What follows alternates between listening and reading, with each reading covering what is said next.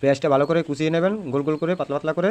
বন্ধুরা, তালের বড়া মাখা তো খান না কোনো দিন? যদি খান তাহলে একটু নুন দেবেন, কাঁচা পেঁয়াজ কুচিয়ে নেবেন, তার সাথে ধনে পাতা, কাঁচা লঙ্কা আর সর্ষে একসাথে বেটে নেবেন, আর সস কাসুন্দি দিয়ে ভালো করে মাখিয়ে নেবেন। তার সাথে একটু সর্ষে তেল দেবেন, দিয়ে মাখাবেন, দেখবেন হেভি টেস্ট, হেভি স্বাদ, আপনার মুখ ফেরাবে না।